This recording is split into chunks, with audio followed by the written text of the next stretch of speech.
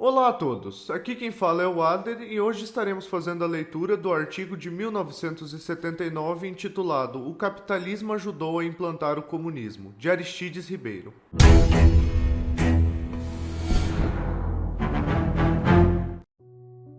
Introdução histórica: os grandes financiadores iniciais.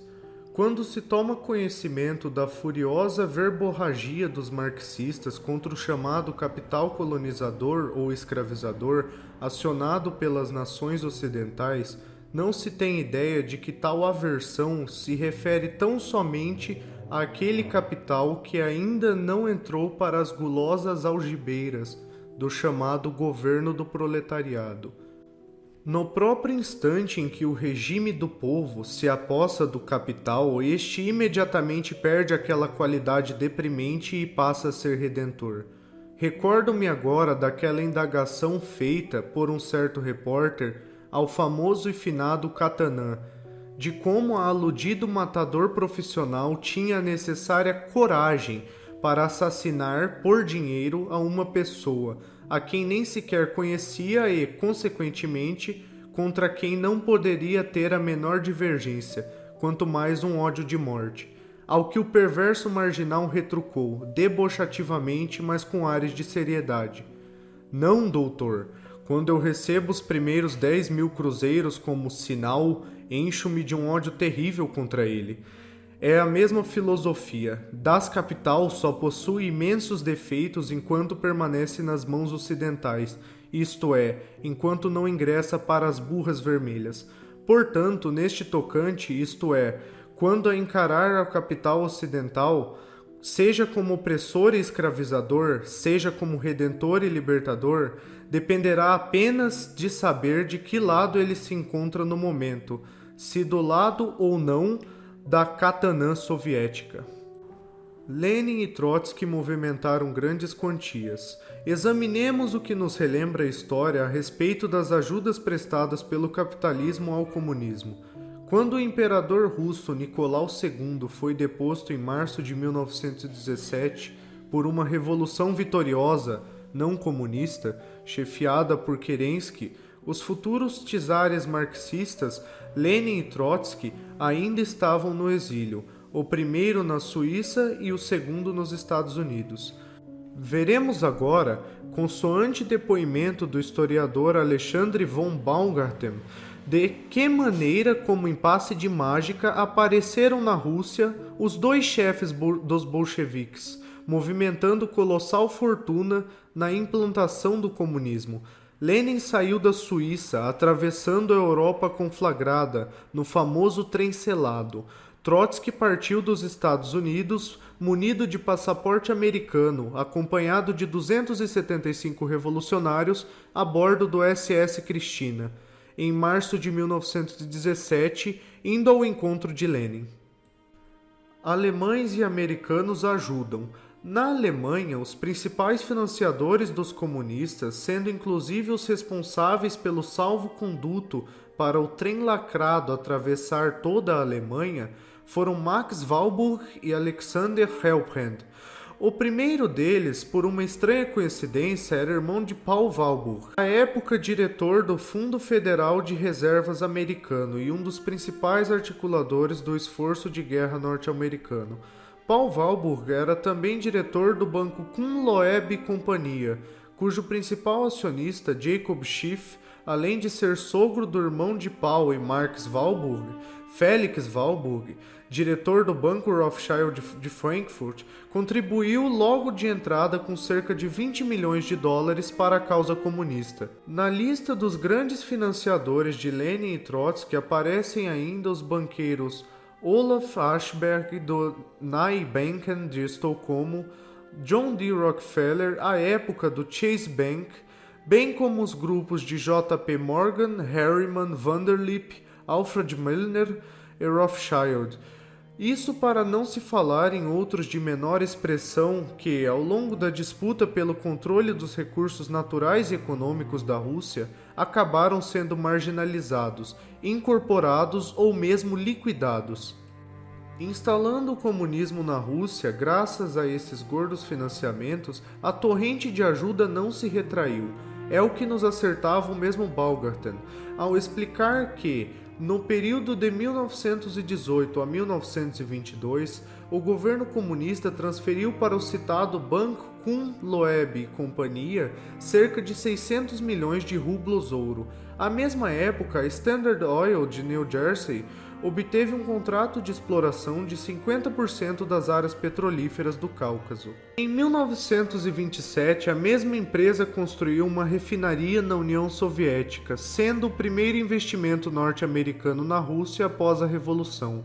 Em 1928, a Standard Oil de Nova York e a Vacuum Oil Company obtiveram a concessão de revenda do petróleo russo na Europa em troca de um empréstimo de 75 milhões de dólares a Moscou. Em 1922, Reeve Schley, um vice-presidente do Chase National Bank, montou a Câmara de Comércio Rússia-Estados Unidos. Em 1928, o Chase National Bank colocou à venda nos Estados Unidos bônus do governo soviético.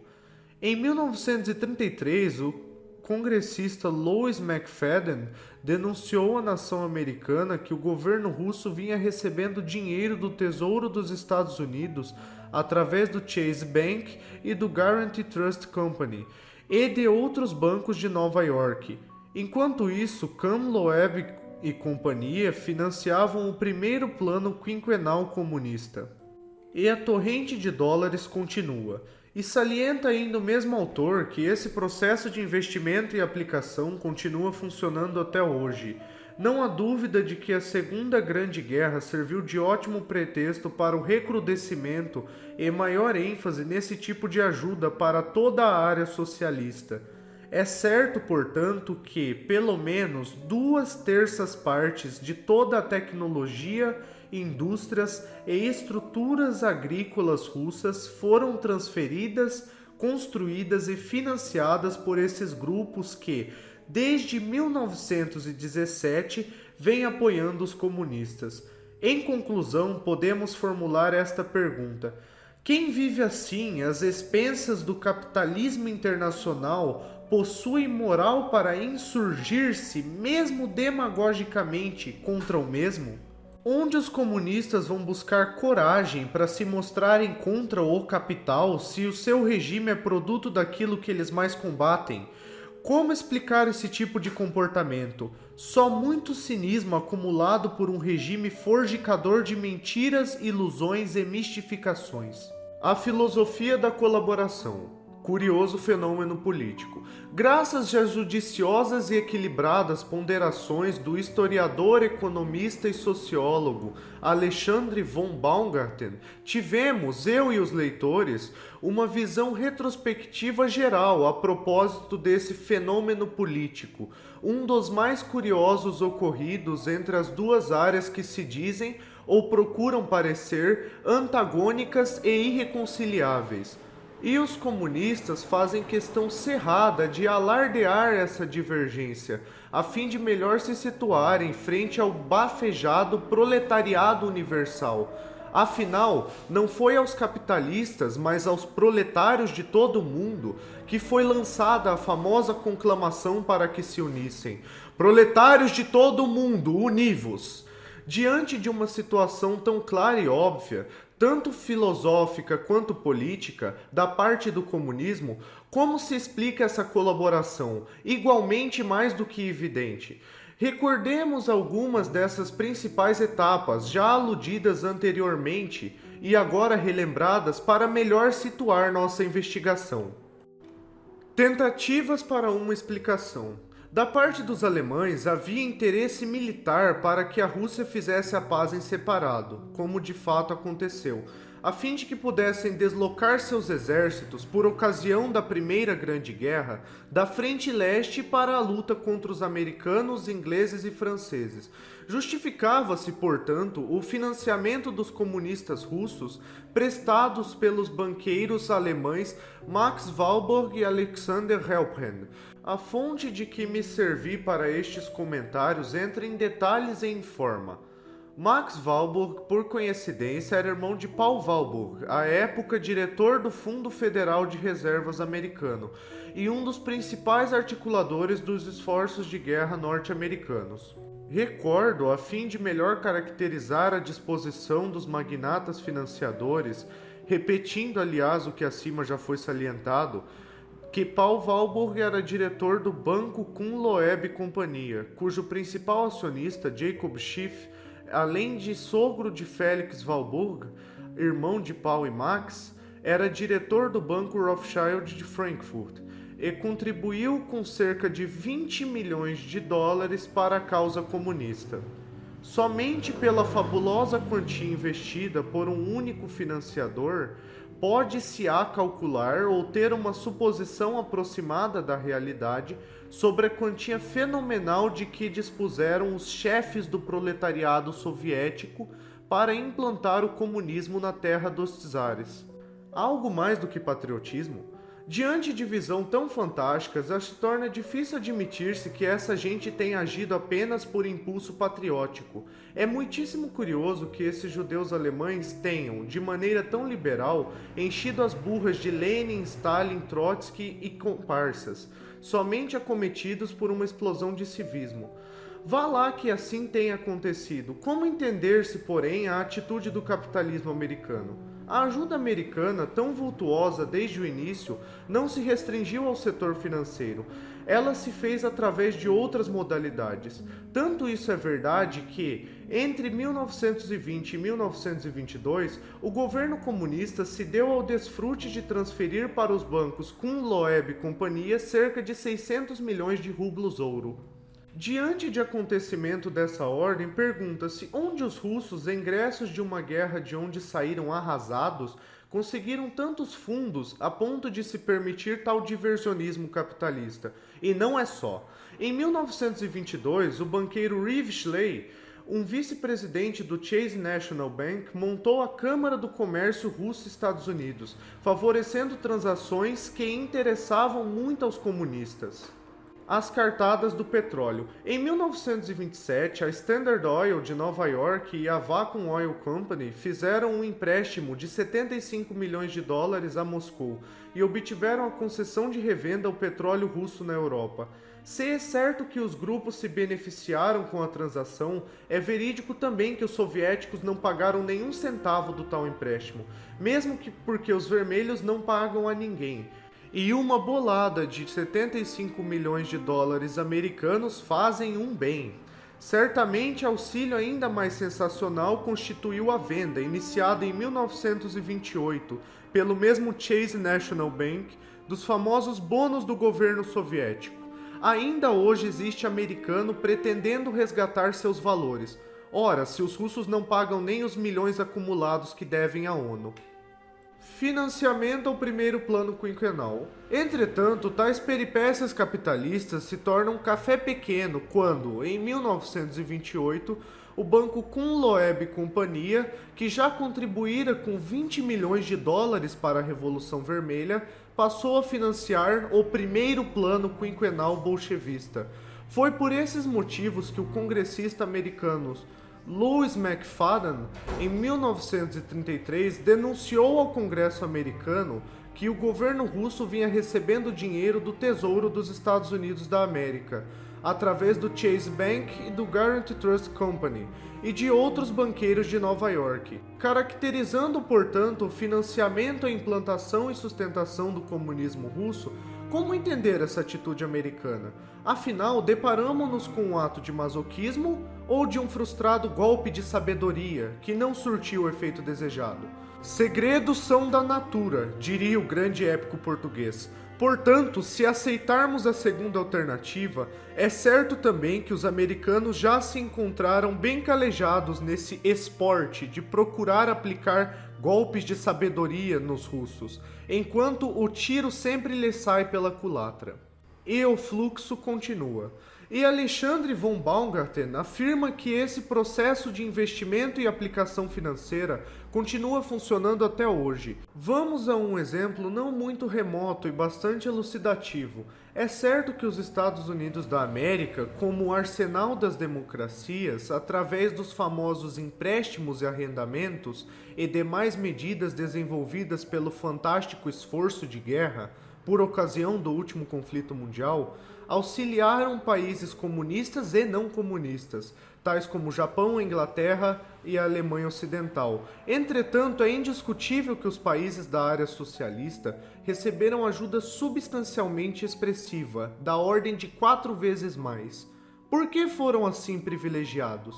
Brasil, enteado de Tio Sam. Ah, se o Brasil, que afinal também tomou parte na luta contra o Eixo, tivesse recebido na época pelo menos 1/4 do que foi entregue à Iugoslávia de Tito, o enteado rebelde de Stalin. No entender dos americanos, o Brasil não tinha necessidade de investimentos, pois lhe fora facilitada a instalação de Volta Redonda, que, comparada aos parques siderúrgicos entregues às nações europeias, era simples miniatura. Recordo-me que não pudemos ficar nem com os 2 transatlânticos italianos que haviam, durante a guerra, permanecido presos em nossos portos, apesar de termos perdido 29 navios de nossa já reduzida frota mercante. Os Estados Unidos deram melhor destino àqueles barcos. Assim se conta a história que é de ontem, para tirarmos as conclusões para o amanhã. Voltando a discretar sobre esse emaranhado de contradições, de antagônicas filosofias de vida, como entender tal comportamento? Quem entre americanos e russos está procurando ludibriar quem? Ou ambos procuram enganar-se a si próprios? Outro expert confirma a mesma tese, conluio de ideologias supostamente adversas. Nas explanações anteriores, fiz referência expressa à informação do sociólogo e economista Alexandre von Baumgarten sobre a colaboração do capital internacional na obra de implantação do comunismo no antigo Império Russo dos Romanovs. Inicialmente parecia uma tese bastante curiosa e aparentemente fantástica. Repugnava admitir-se que se houve estabelecido tão estranho conluio entre ideologias que se diziam adversas. Entretanto, à medida que se aprofundam as investigações sobre determinados acontecimentos históricos, conclui-se que foi precisamente esse aparente contrassenso o que na verdade aconteceu. E, desta feita, quem o afirma através de depoimento impressionante em sua obra intitulada Wall Street and the Bolshevik Revolution é o professor Anthony C. Sutton. Pesquisador consciencioso, o professor Sutton, com paciência e obtenção britânica, vasculhou minuciosamente os arquivos do Departamento de Estado americano, dali retirando impressionante massa de dados, que foram concatenados por ele em articulada visão de conjunto durante os anos que precederam a queda de Nicolau II e aquele primeiro período do marxismo no poder. Confirma-se a ajuda permanente. E nem se pense que tal ajuda tenha ocorrido apenas no início da implantação do bolchevismo, quando se poderia supor que os capitalistas ocidentais se equivocassem quanto às ulteriores atitudes dos soviéticos beneficiados. Sabe-se que, apesar da Guerra Fria, e notadamente após o advento da detente, jamais arrefeçaram as frequentes e amistosas viagens de diretores de grandes corporações financeiras americanas a Moscou. E, a esse propósito, comenta o observador da política internacional Pericles Capanema que, na véspera da chegada de Nixon à capital soviética, em 1972, noticiou-se estar o aeroporto internacional da capital russa atulhado de aviões a jato do tipo executivo, que para ali convergiam transportando boa parte dos mais representativos dirigentes da economia do Ocidente. E acentua logicamente o aludido comentarista que, à vista de tantos sinais de aproximação, ficou difícil continuar a supor que o grande inimigo do avanço comunista seria a alta finança internacional. Muito pelo contrário. Nas explanações anteriores, destacávamos a maneira como e por que o alto comando alemão, por ocasião da Primeira Grande Guerra, influiu no sentido de que os bancos e firmas germânicas financiassem Trotsky e Lenin e até lhes preparassem o governo provisório de Kerensky. Havia o interesse do Kaiser de terminar a luta na frente russa, a fim de deslocar os exércitos para o fronte ocidental. Enquanto assim raciocinavam os alemães, os altos círculos monetários americanos, ingleses e franceses, notadamente prevendo que logo mais os aliados ganhariam a guerra, agiram no intuito de dominar o mercado russo. Então, muitos homens de negócio buscaram captar a simpatia dos donos da situação em Moscou, com objetivos comerciais. Além do mais, sabiam eles que, mesmo vencida, a Alemanha, graças ao seu potencial de organização, dotes humanos e trabalho, seria a ameaça contínua à ação comercial dos países vencedores. Dessa sorte, a paz em separado russo-germânica aumentou o fluxo de dinheiro, então impulsionado pelos famosos banqueiros e trusts, a quem nos referimos inicialmente. Mas, questiona-se com certo fundamento, terá sido mesmo apenas interesse comercial? Se tal fora a principal razão, por que não foram igualmente financiados os russos brancos, que se chocavam sangrenta e violentamente contra os vermelhos? Por que a omissão injustificável concedendo apoio direto apenas à seita leninista? Sutton aponta os Morgan e os Rockefeller. Revela o professor Sutton mais os nomes dos seguintes agentes financeiros junto aos vermelhos: Olof Ashberg, Avram Hivatovs, irmão da mulher de Trotsky, Jacob H. Rubin, Gregory Benenson, Davidoff Kamenka, integrante de organizações ligadas aos Morgan e aos Rockefeller. O livro de Sutton salienta outro detalhe que não se convém esquecer, e talvez seja até mais importante do que o próprio financiamento internacional, e do qual este pode ser considerado uma decorrência. Trata-se do que podemos denominar de favorecimento ou simpatia do Ocidente pelo novo estado de coisas implantado no país eslavo. A grande novidade deveria receber o apoio moral e político. Era a primeira distensão para que o regime se abrandasse e se ocidentalizasse. Por isso, Lenin e Trotsky se viram cercados de todos os apoios para chegarem sãos e salvos à Rússia. Trem blindado, passaportes especiais, pois o de Trotsky foi fornecido por ordem direta do presidente Woodrow Wilson. Apoio moral além do material. E numa época em que o comunismo a duras penas conseguia avançar dentro do imenso império dos czares, tão grandes eram as reações suscitadas, os governos ocidentais mantinham representantes oficiosos junto às convulsionadas administrações vermelhas. Assim é que o agente inglês, Sr. Lockhart, foi descrito por Maximin Litvinov, representante soviético, também oficioso em Londres, como homem de simpatia para conosco. Detalhe curioso, o primeiro-ministro inglês, Lloyd George, sabia que seu rei, George V, era primo de Nicolau II da Rússia e mesmo assim ajudou os comunistas. A França também manteve sua representação oficiosa na pessoa de Jacques Sadoul, amigo de Trotsky. Os americanos mantinham dois, Raymond Robin, simpatizante comunista, e W.B. Thompson, que, em 1917, deu uma ajuda pessoal a Lenin de $1 milhão. E, ao transitar por Londres de volta aos Estados Unidos, demonstrou a Lloyd George sua indignação pela insuficiente simpatia das potências aliadas com relação ao novo regime russo. Os fatos acima relacionados foram respingados do mencionado Wall Street and the Bolshevik Revolution. E, muito embora algumas das conclusões do pesquisador inglês possam ser controvertidas, é certo, porém, que, sem auxílio do capitalismo internacional, quer interna, quer externamente, os comunistas russos poderiam ter triunfado, mas teriam arrostado dificuldades imensas.